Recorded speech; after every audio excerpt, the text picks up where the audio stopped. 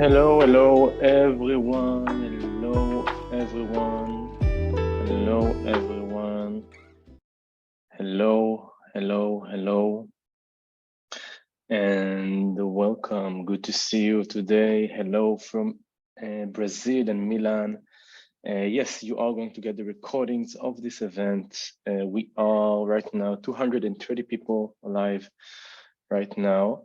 I see some votes going on. So 76% of the people want to learn about new tools, 78 want to learn about new processes. Today we're going to talk about both. And then I'm very, very excited to be here today. And we're going to talk about generative AI for UX writers and designers. And I will talk about creating visuals. I will talk about creating text. I will talk about doing research. And it's going to be a lot of fun. I want this session for today to be slightly interactive, means that we're going to do some prompts together as well, running, some AI prompts. And that's more or less about it. I'm very excited to be here.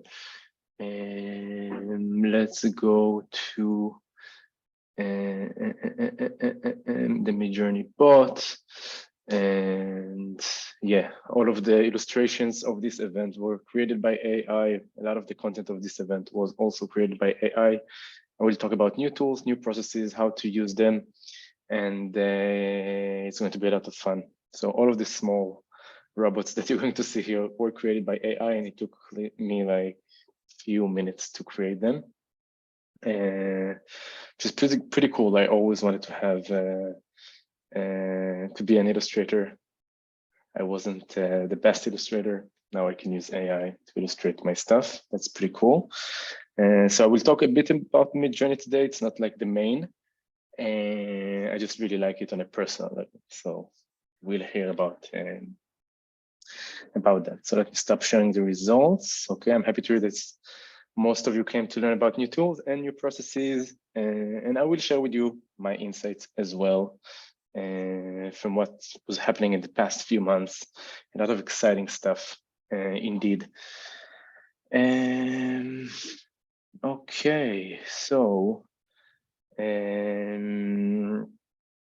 we don't have a Discord community. We are going to have a Discord community for our new AI course, so we will do one of that, but that's not for now. I'll talk about that later. So, okay, generative AI. The first thing I would like to ask all of you is,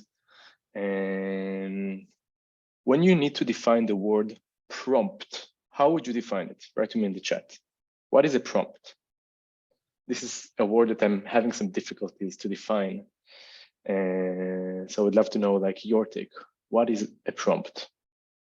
An order and question, instruction, and nudge to enter some piece, a descriptive indication and instruction starter a query. Okay, cool. So great results. I did ask also ChatGPT to explain to me what is a prompt if I were a 5 years old kid. And I like the answer. So it said, when you talk to a computer, you have to tell it exactly what to do. So that's a prompt. And it's for ChatGPT. It's also for all of the new AI technologies that exist right now. It's not only ChatGPT, it's also the DALL-E. If you heard about DALL-E, it's also for Midjourney, all of those amazing tools that create this type of illustrations like this one.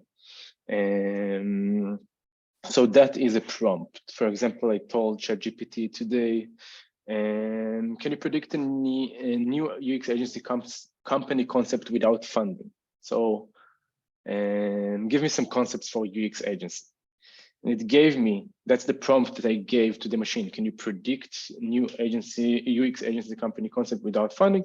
And it gave me ideas like a mobile first UX agency, which is not the best idea in my opinion, but a UX agency for startups, a data-driven UX agency, a UX agency that specializes in creating accessible and inclusive design solutions. I think that can be a very good idea. A UX agency that offers design sprints. It's also not a bad idea as well. Amin is saying something about a word named prompt engineering, which is interesting. Many people talk about this new field that we have right now, which is prompt engineering. How we could design or engineer the prompt in order to create different type of results. For example, let me give you an example from Midjourney. So I wrote a kid walking next to a giant gorilla, children book illustration, white background, and that's what I got. If I was written the exact same prompt, for example, in a different way, for example, let me grab that real quick. Can someone give me another type of prompt that is not a children book to give this type of prompt? Maybe a different style? So graffiti. So a gorilla walking next to a kid.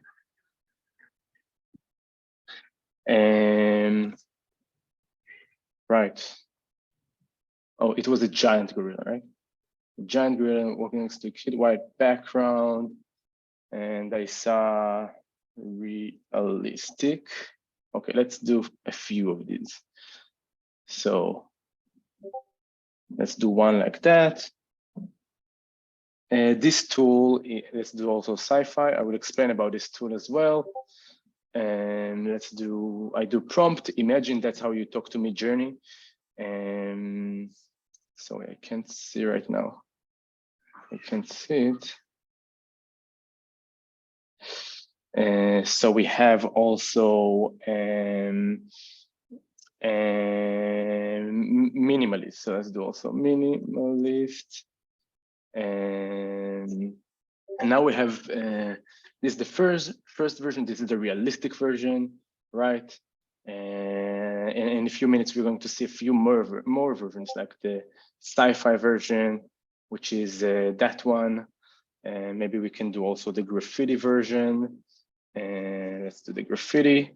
And that's about it. That's like the prompt engineering. That's what we were talking about, how can I engineer this prompt to get the finalized result that I want? If I have a client that needs to have an illustration like result, so I will try to engineer the prompt so it will look like an illustration.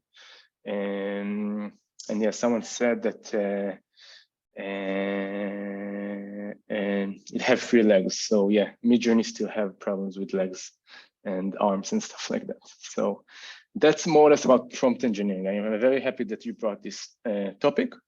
And that's Midjourney. It's a tool that I really like. And that's the graffiti angle of it, pretty wild. So that's what I had to say about the visual aspects of it and of prompt engineering. All right.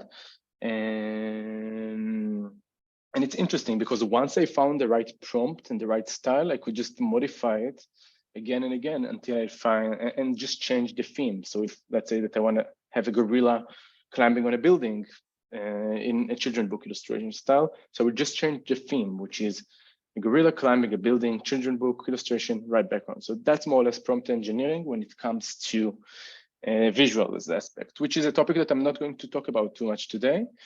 Today, we're mostly going to talk about UX and ChatGPT and how those two work together. I will talk slightly about Midjourney because I think it's cool. You can build some mockups using this tool, for example.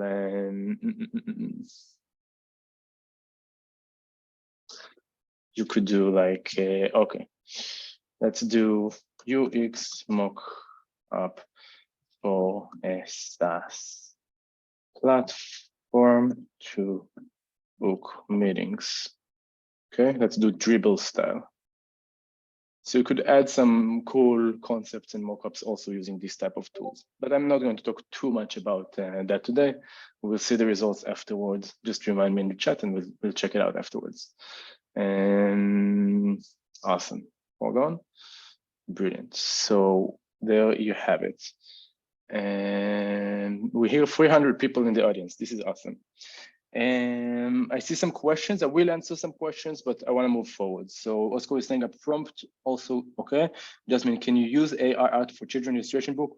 Is that legal? Yes, you can. There's a lot of legal issues with that. I'm not, to be honest, I'm not a lawyer. So this is not a legal advice and I don't know. But non-officially, you can do it. And these images were created by Midjourney. I pay for Midjourney, means they say that it's royalty free and you can use it afterwards. So I don't know what are the legal aspects of it at this point. To be honest, I don't use it for commercial purposes that much, just a little bit. And yeah, I'm not a lawyer, so I don't know the answers for that. And Anita, I will share with you a link to a Midjourney course if you want, which is a free course that I created. If you want to set up Midjourney, you could do that. It's for another side project that I'm working on. So that's what I had to say about Midjourney. And now we can move and talk about the 6 ways to improve your UX process with generative AI. And so let's dive right in and we'll talk about UX processes and so on. So the first aspect that we're going to cover, obviously, most of you are here because of it. It's because of UX writing. So how we can improve our UX writing process with AI. Before I move forward and talk about different ways to use AI for UX writing, I want to know here in the chat if any of you have some use cases of your own about how you used AI for your type of designs.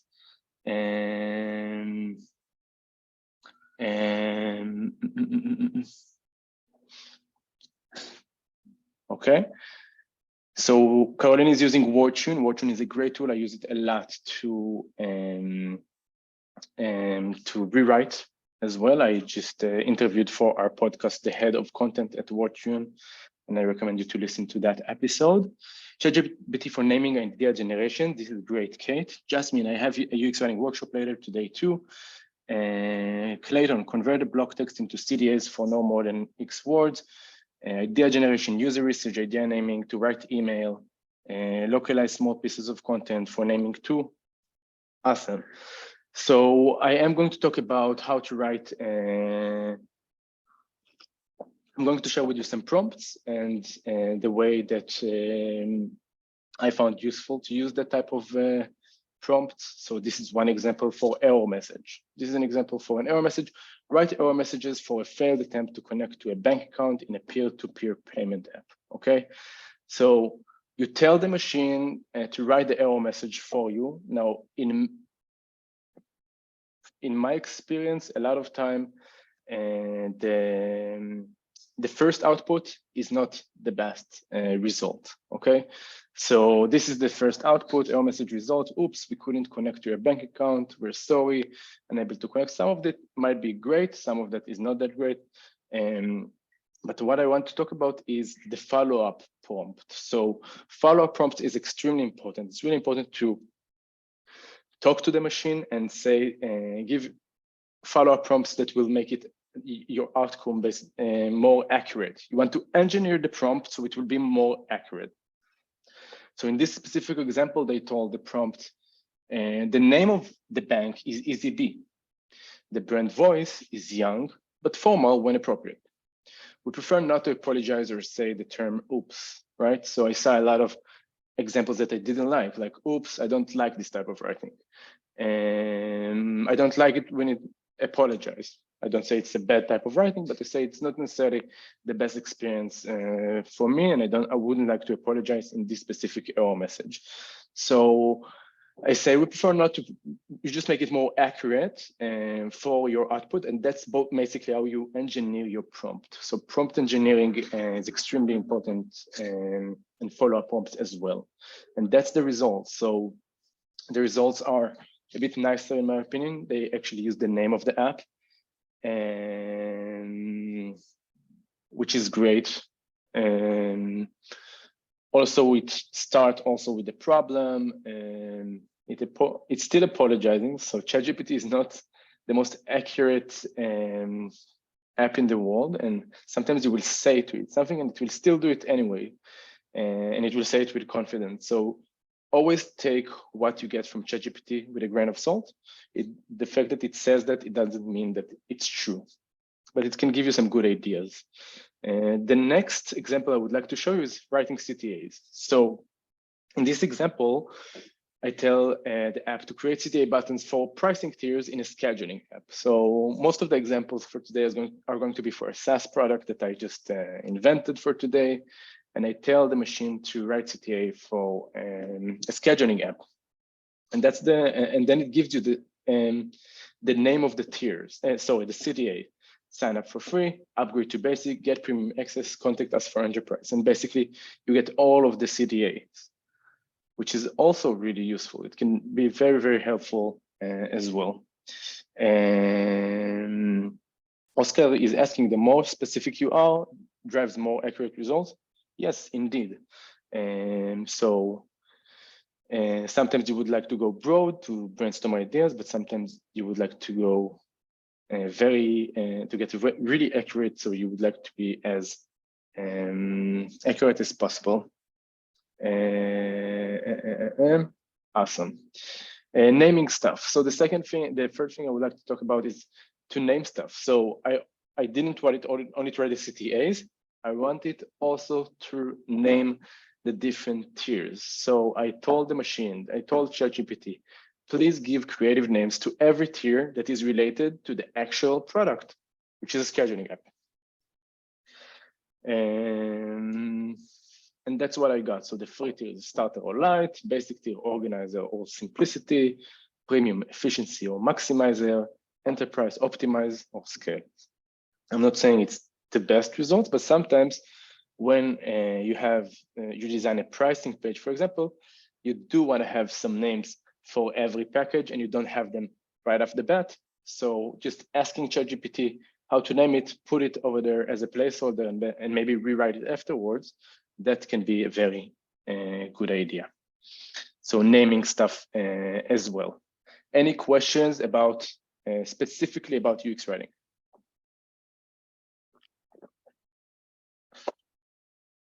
Erin is asking, did you ask ChatGPT to generate this example? So all of the examples that you're seeing right now were created by ChatGPT. So simplifying text, collecting saying, for example, developer jargon or legal text, and Lynn is saying,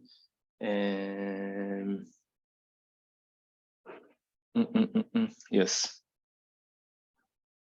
Diaka is asking, what's the most impressive UX copy that you wrote with ChatGPT? My personal example was to write emails to a client. So repurposing one email in a different voice for a client was very impressive. So that's my favorite example. But at this point, I'm using it every day now. So I use it a lot. And I'm not looking to be impressive. I'm just looking to be very efficient with my workflow. And it's just a tool that helps you to be a bit more efficient. At the end of the day, it's not going to replace writers. Writers should learn how to use these type of tools. Okay, so I am going to talk about tone and voice as well. So let's move forward. So then the second methodology that I'm going to cover today, the second ways to improve your UX process with generative AI is personalizing. So basically you can use ChatGPT to personalize your writing. Oscar is saying how to avoid sound generic. So listen to this example. I think you're going to like it.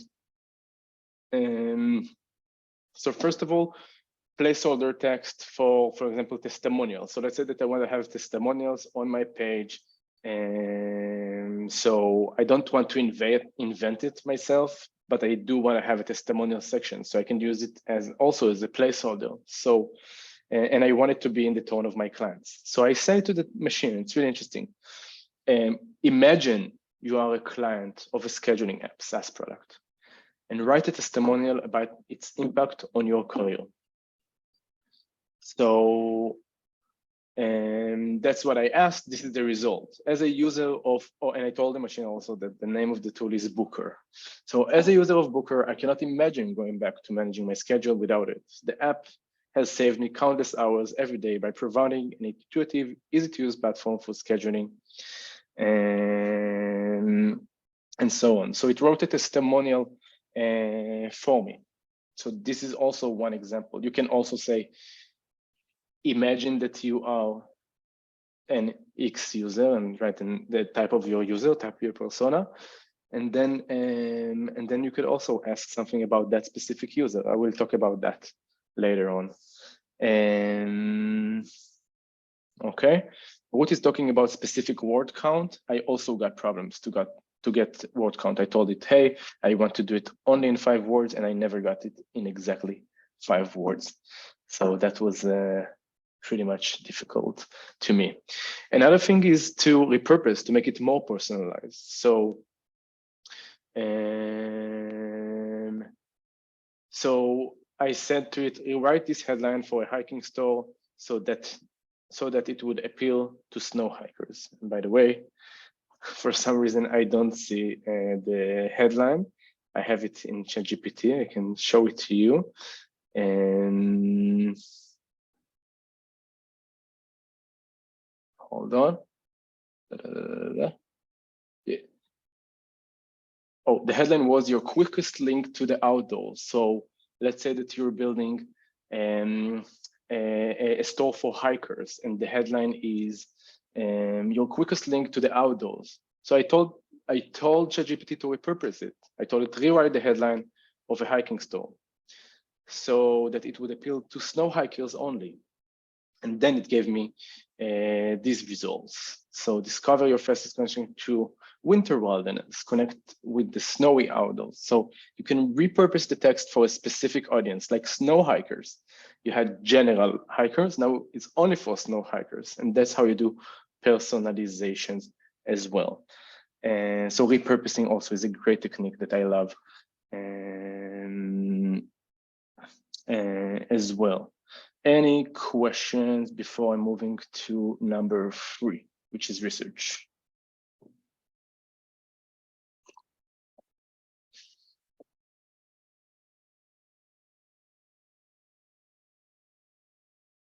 No questions for now. Awesome. So research, by the way, all of the illustrations were created by Midjourney, and I will show you how to do this type of illustrations as well. So conversation mining is a methodology that helps you to analyze the feedback of your clients to find hot keywords that you could use afterwards in your interface and communicate with your users as well. So what you can do, the way that I used conversation mining until this day was basically to build spreadsheets where I took feedback for my app and put it and analyzed it using Airtable or spreadsheet or something like that. So now you don't need to do it necessarily anymore. What you can do is to write this prompt. And by the way, you can use all of the prompts that I'm showing you today. So save them. I will also share with you the recordings. Make sure to save these prompts. You can use all of them afterwards and it will work for you. So you can say, analyze this feedback and tell what keywords did the user use the most. And then you could paste. So then you could paste the feedback from your users. If you took, for example, what I did for my imaginary booking app, I just went to this review site that give a lot of that takes a lot of reviews of Calendly, which is the competitor of my imaginary booking website, and I just pasted all of the reviews for that SaaS product. And then I told the ChatGPT, hey, please find me the best keywords. And then it told me the keywords that were used most frequently in the feedback are meeting management, group meetings, flexibility, workflow, automation, time saving, multiple meeting types, scheduling, availability, integrations, reminders. All of these are words that you can actually use in your writing and put them in the interface. Do talk about flexibility, do talk about automation, do talk about time saving, and that will be the type of words that your users are used to communicate it with already. So that's a little bit about conversation mining.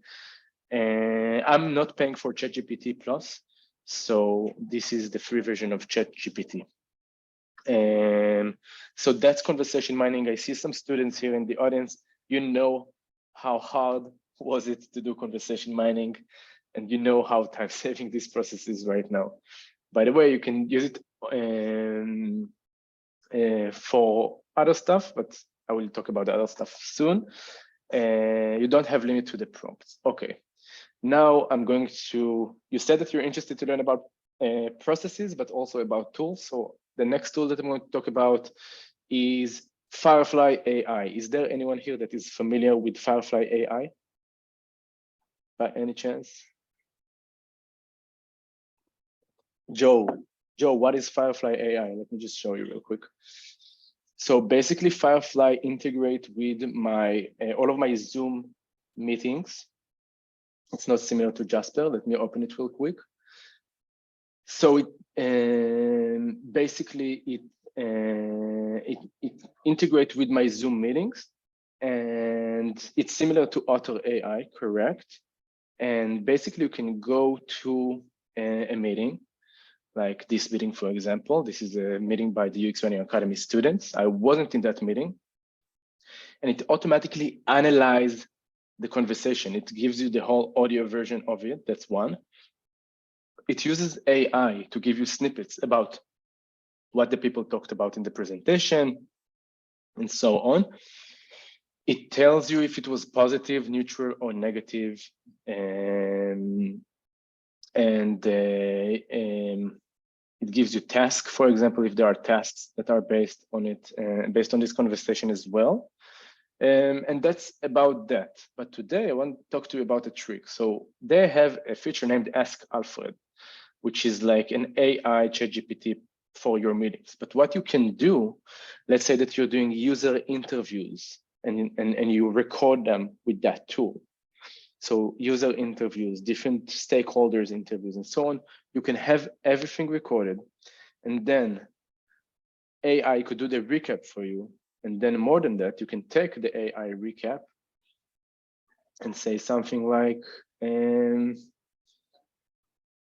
give me the main keywords from this meeting, right? And I just paste it here.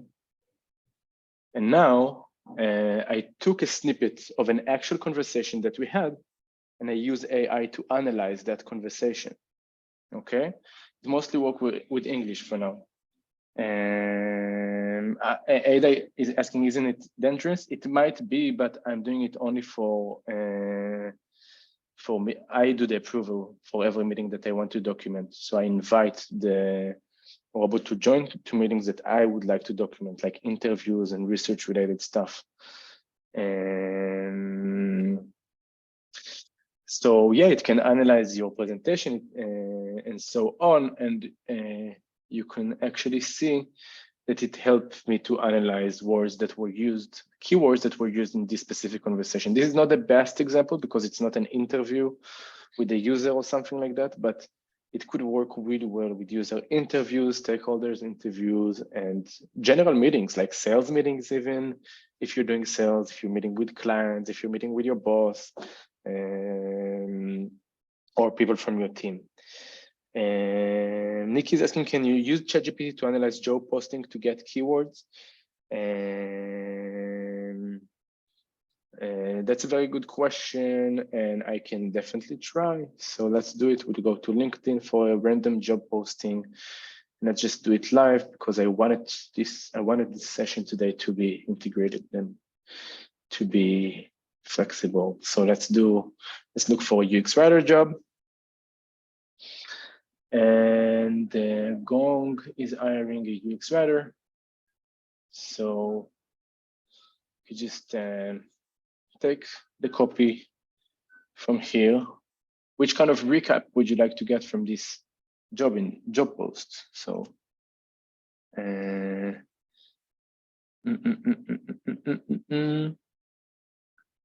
so okay, you know what? Let's do something cool. So let's write a short cover letter for this job post. Write a personal.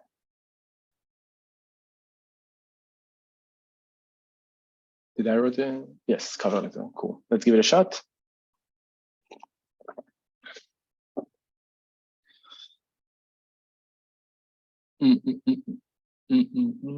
It's pretty generic in my opinion so far. And interesting. Obviously, you can do, as I said, a follow-up as well. Like, hey, I don't have 7 years of experience. I have 2 years, and so on. So I'm naturally motivated, energetic, and love taking responsibility. I really don't like it at this point. I think it's too general. Let's do one follow-up before I move to the next methodologies. Let's give it a shot.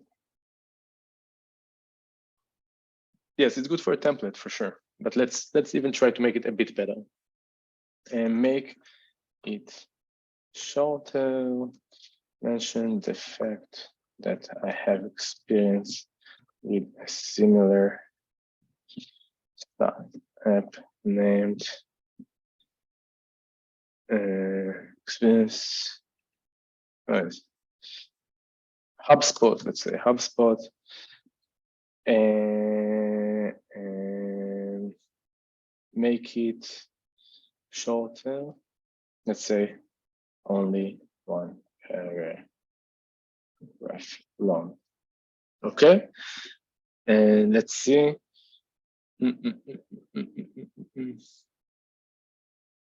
Big on team, I'm excited to apply for this position. Okay, as I said, it's like inventing stuff with confidence. So 5 years of experience, and still pretty generic, but you can do some follow-ups to say like why you're passionate about it and what is HubSpot, like what kind of relevant experience do you have, and it will write it in a good manner. And definitely still need the human verification. By the way, let's see our Dribble scheduling app. Pretty nice, not bad. I think this is my favorite, so let's use that one and let's go back. So Firefly AI, sorry I was distracted. Sorry about that. but Firefly AI to analyze your conversations, and then you can throw them to ChatGPT and analyze them even more. And also pain point finder. So you can also analyze this feedback and write to me what are the main pain points of the user.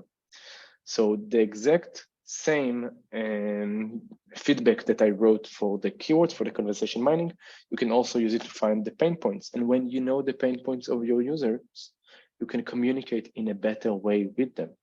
And so this is an example. So based on the feedback you provided, the main pain points the user had with Calendly are confusing team and group management, inability to manage scheduled team events, lack of integrations with certain tools. And so now I know that this is my user's pain points, potential pain points, basically. So when it comes to integrations or everything related to team events or group management, I will try to make it simplified. I will try to design it slick in a way that it wouldn't be that complicated. Then I could outwin the experience of Calendly and then have a better product at the end of the day. So that's more or less about Pain Point Finder. Another tool is the competitor analysis. So you can say, give me a list of all of the competitors of Calendly. Because Calendly is a direct competitor of my booking SaaS product, my imaginary SaaS product. And then it gives it to Doodle, Schedule One, Security, Scheduling, Set More. So you can have all of the competitors, and then you could basically analyze your competition. So that's what I had to say about competitor list. The next thing I would like to say to talk about is general questions. So you can ask general research related questions, such as what makes a good experience when booking a meeting online? Okay, check out this nice robot also created by AI. So it will help you to build some kind of a feature list. It needs to have user-friendly interface. I don't love this answer because it's so generic. But in the second answer, it is getting better. So clear communication, also not the best. Customization, so the ability to customize the booking process. This is something people are looking for. Time saving, the process of booking a meeting should be quick and save time. Integration, so I see a lot of talks about integrations, and now I know I need to focus also on the integrations part of my app. Security, support, so to have a support for your app, and so on. So that's what I have to say about the general questions. The fourth thing I would like to talk about today would be UI and layouts. So we can use also ChatGPT to create the layout for us, or to define the layout for us, at least to have some kind of a template, some kind of a start. So FYI, this is not ChatGPT Premium. I'm using the free version for now. So layout requests. This is the prompt. Which user interface layout should I design for a group meeting scheduling app? So I'm asking specifically about the group meeting feature, and I'm telling it what type of layout should I design for it. And then it tells me also the first answer I don't like that much. It's a clear and easy to use interface. Okay, for sure. But group meeting scheduling options. The layout should include options for scheduling a group meeting, such as setting the date, time, duration. Users should also be able to add participants, set reminders. So it basically gives me the spec of what I supposed to design feature-wise when it comes to this specific feature. Participant management, communication and collaboration tool. The layout should include tools for communication and collaboration, such as chat or video. It's not that these suggestions are set in stones, but it's a very good tool to ideate with. Okay. Also, customization options. The layout should allow users to customize the look and feel of the page, like adding white label page, branding, colors to make this page more personalized. And so that's an example of layout request. And you can use it also for design component requests. So what input fields should I have for people who want to create a new meeting page? So I'm telling it, okay, what fields do I need? It will just explain, hey, you need the meeting title, meeting descriptions, meeting duration, meeting location, time and date options, all of the moving parts that I need to have in this specific page to create a relatively good experience in my page. So instead of going to my competitors and see what they're doing in their pages, now this tool just gave me a general idea about what I need to design. Then I could, design it, test it, iterate on that, and then improve the user experience and then create some good user experience that will give me a good start of the discussions with my users. Sean is asking to get recordings. Yes, you are going to get recordings. We'll try to take care of it as soon as possible after the meeting. So yes, so let's move forward. And now I will talk about Midjourney tooltip. It's another tooltip. So how did I create all of these illustrations for my presentation? So that was a pretty interesting process. The first thing I had to do was to design the prompt. So my prompt was robot designer in the style of flaticon.com, because I use Flaticon for branding related to the UX Writing Hub. And I told it to do it with white background. So unfortunately, not all of the backgrounds were white. So in order to actually put it in my slides, what I did was to copy that. And then I used another tool named remove.bg. I just pasted it here very simply, and it automatically removed the background. And then you have a PNG file that you could just drop and put inside of your presentation or your UI design and so on. So 2 tips related to AI and that you can use in your UI is Midjourney and remove background. As I said before, I have a free Midjourney course that I recommend you to take if you're interested. This is the one. You can have it for free.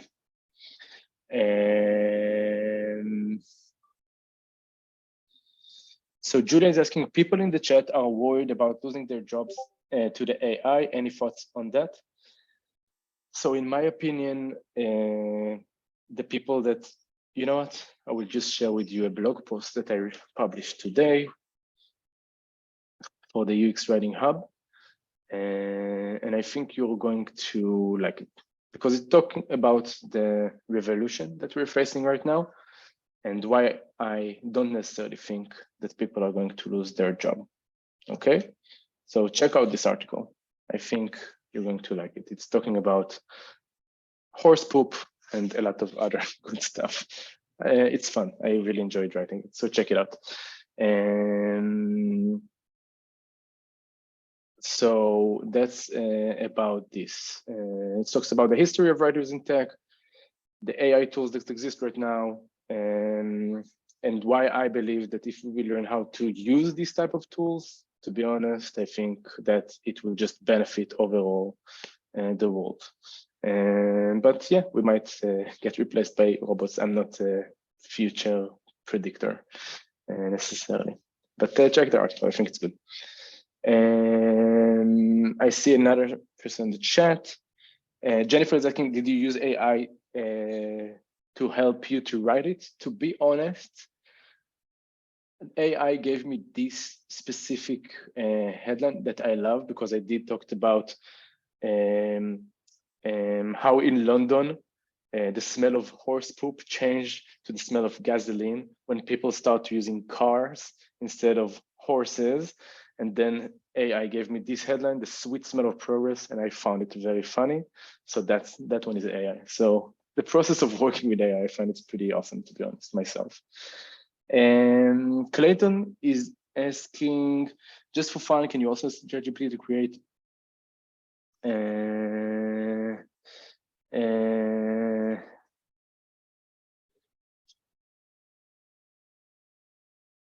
And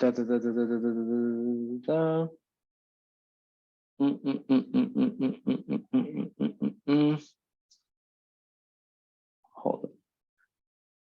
Follow-up question, explain why you made it this way. Interesting. I will maybe try it afterwards, but let's move back to my presentation.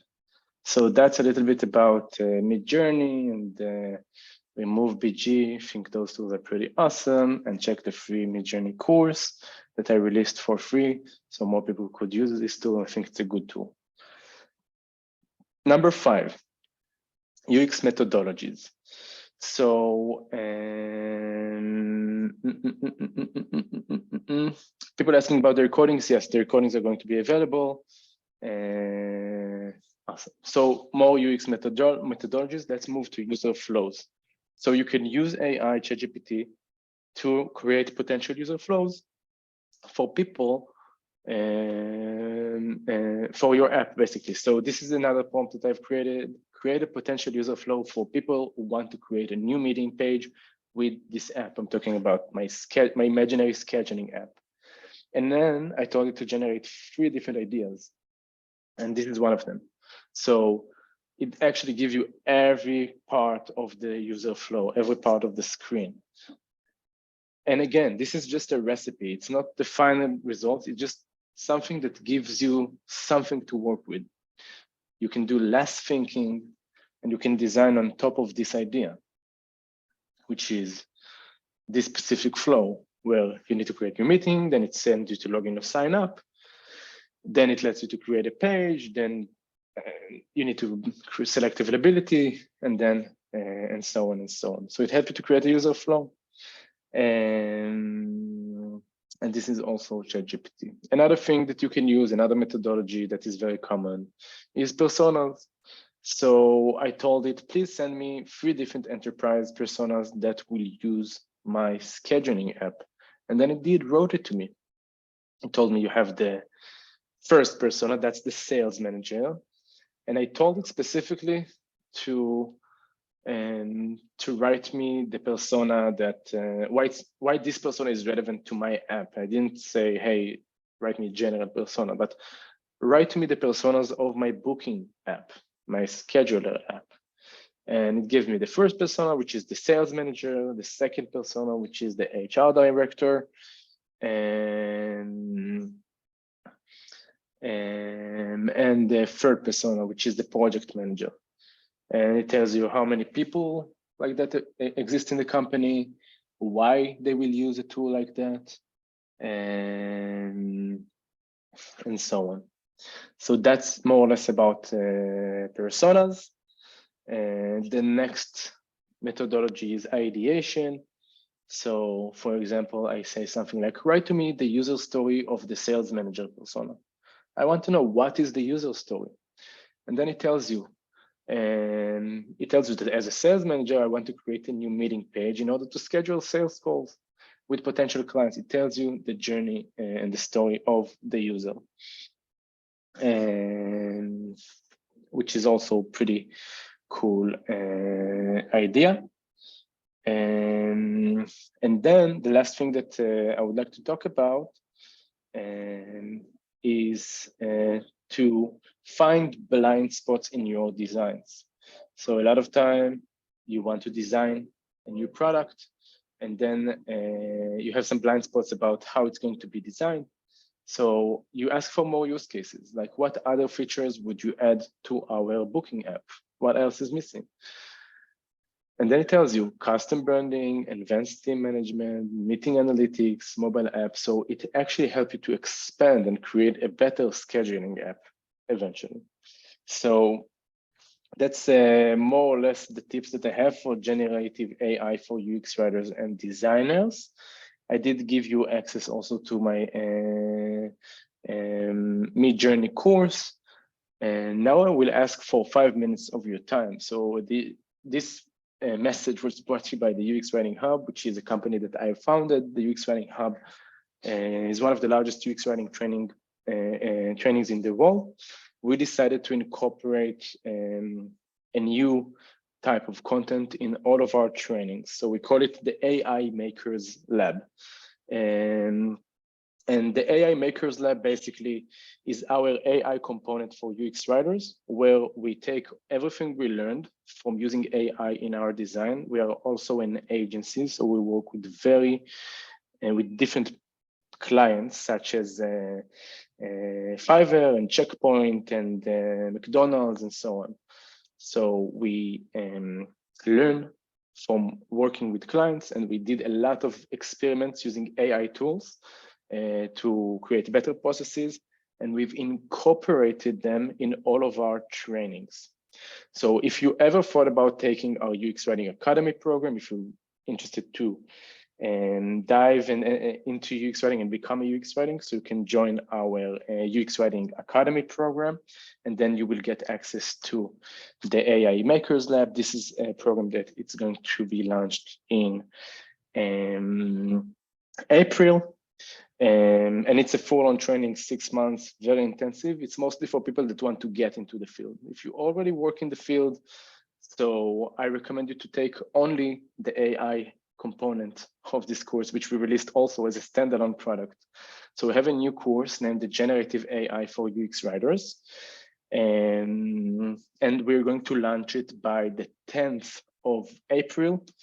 And all of the people that are here can get it for the pre-sale cost. So it's not going to be in the full price. You're going to get it for 75% off, because you're going to sign in 1.5 months in advance for this program. So that's the cost of the program today, which is the Generative AI for UX Writers. And you get a coupon code as well. So you can take only the AI for UX Writers component, which is this small course, or you can join the UX Writing Academy, which is the more mature program. You get some fantastic mentors to work with. It's more intensive. You get to work on a real project and so on.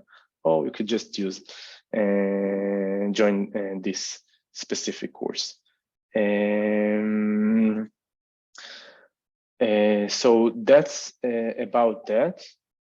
People that are in current cohorts, so people that are in the January cohort are going to get it already. So people that joined the program 1 month ago will get it for free. People that are in a previous cohort will get it for this reduced cost. And past students also 75% off. So you get it for this cost forever, even after we launch it. So our UX Writing Academy students get this this cost for life. But if you haven't taken none of them, so you can join the UX Writing Academy, and then you'll get this course included in the UX Writing Academy materials. And a lot of good recommendation here for the UX Writing Academy. I invested my life for this program. It took us 5 years to write it in the form that people see it right now. We have many students that are very happy with their work, that got a job in the field right after the program, and so on. So that's about the academy.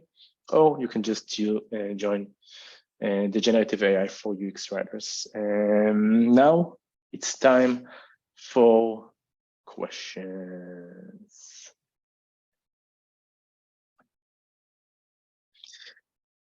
Jennifer is halfway through the academy and she's loving it.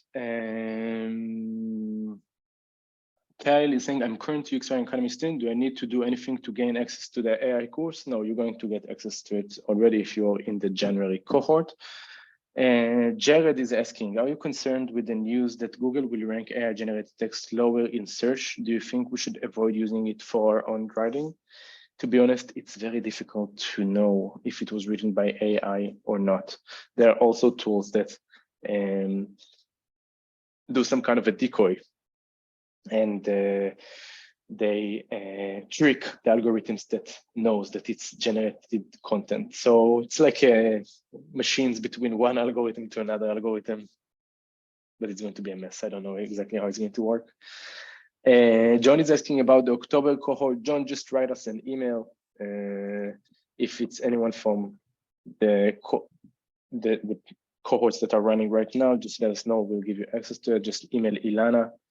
And so Jared got it. Thanks for the info. Denise is saying, Sandra, I'm very happy with the program. About to finish the Flex course. Big thanks to Barbara. Shout out to Barbara Koffler. She's the best. Denise is saying, I'm learning UX writing. Is it worth to keep learning the traditional UX writing, or should I jump straight to the new tendencies and tools? I recommend not to jump straight to the shiny tools. Start with the basics, learn about design, learn about psychology, learn about how to drive impact through your words and through your designs. Then you can jump into the shiny tools like AI, Figma, and so on. Tools are just tools, and tools are changing constantly. But it's very important to have good and basic understanding about what design is all about. That's what I recommend. Kyle is asking, to clarify, the AI Makers Lab program separate from the Generative AI for UX writer course? Indeed. So the AI Makers Lab is just my free Mid-Journey course. It's separate. It's not related to any UX writers course. It's a free course for people to learn Mid-Journey, and I will give you access to it right now as well. So that's a gift from me to all of the participants of this event. Just for fun, you could get access. It's another brand that I've built. It's my side project, but it's not related specifically to UX. So I just decided to brand it a bit differently. It's like a fun project. Before I was a UX writer, I was a designer, and I have a strong passion to design and visuals and so on. So I'm having a lot of fun using generated AI photos. So I created a course for it for people to enjoy for free. So you can use it, the AI Makers Lab. That's my side project. And that's not the generative AI for UX writers course that I'm talking about. Olga's question. Olga, as designers, we're prone to bias when designing if we don't use solid data. How to tackle AI's biases? That's a very good question. And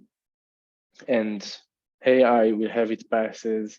We can't control it. In order to do that, we need to do a lot of research that is outside of the AI. We need to speak with people. We need to interact with users. We need to see how people actually work and what people actually do when using our products and apps.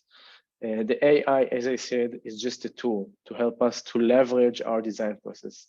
It shouldn't replace our design process. This is exactly what I'm saying in the article that some people noticed that I wrote and I shared before.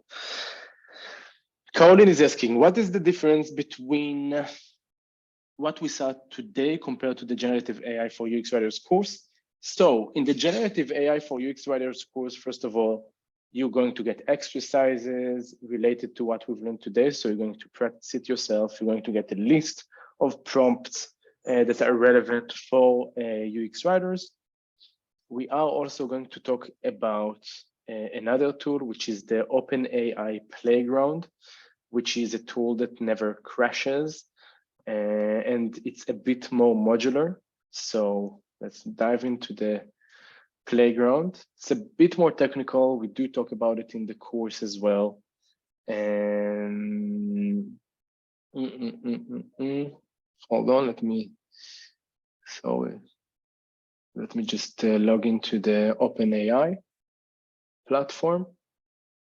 So that's the Playground. And the Playground, you have less censorship. Like you can go wild here and you can change the temperature. We're going to learn what it means to change the temperature. The more temperature you have, the more creative it's going to get. The less temperature, the less creative it's going to get. So I'm using temperature, for example, to write a contract, right? I don't know, an NDA contract for the UX Writing Hub, which is an online education platform for writers in tech. Okay, and that's the Playground. The Playground don't crash. You don't have to pay premium.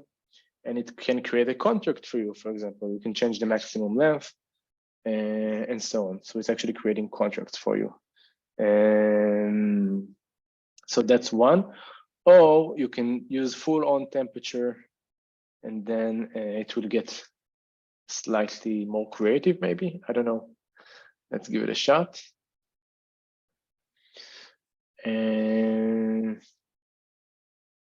I don't know. It's supposed to improvise a bit more right now, but maybe with contracts, it just stays the same.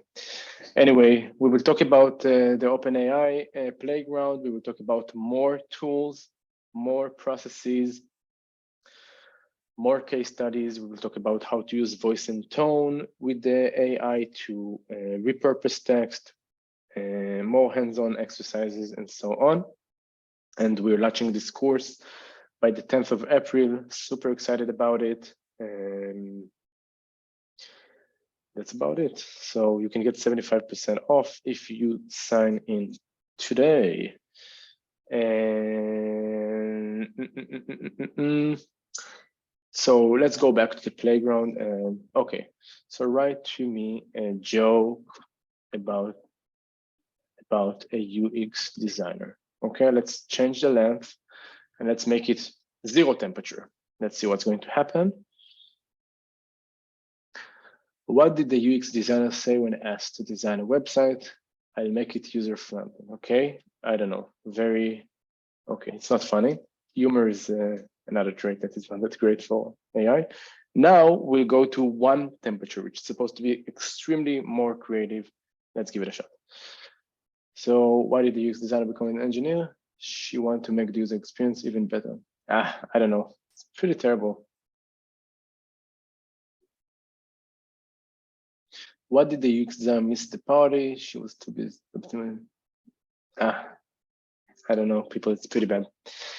Anyway, we will learn how to use. The best thing about this tool is that you can use it unlimitedly, and it's not. It's also by OpenAI, and it never crashes. So ChatGPT crashes all the time. You can't really trust it.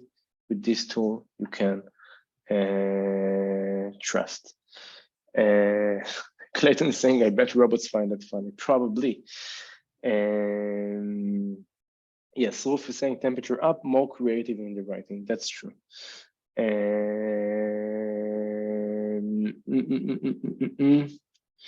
So everyone that signed the AI course, see you there. And I will answer some more questions in the next few minutes. We can, in the meantime, use the time to paint some stuff as well. So you can throw some ideas to paint stuff here for Midjourney while you ask the question. And Playground can provide sources too. I'm not convinced in that.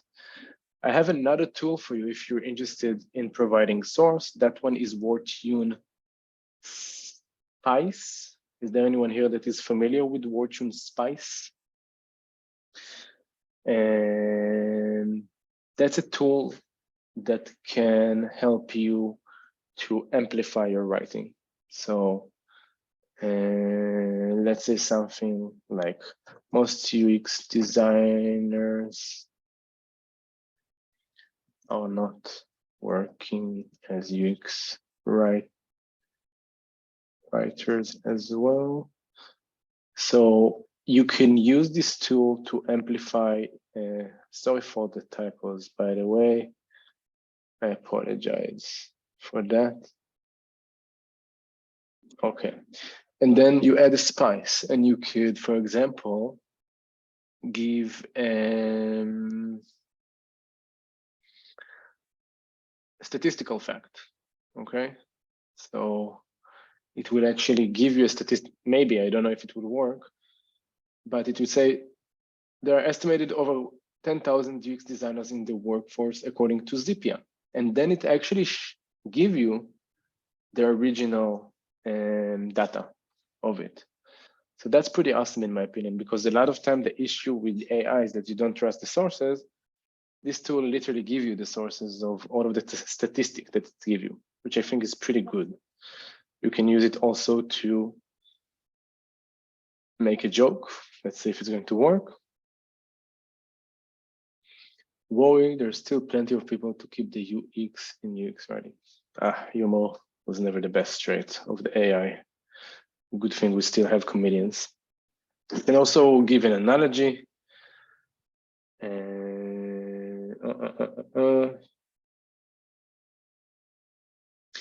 I really recommend to check the last episode with Ben, the head of content at WordTune, where he talked about how he used this tool every day to create content.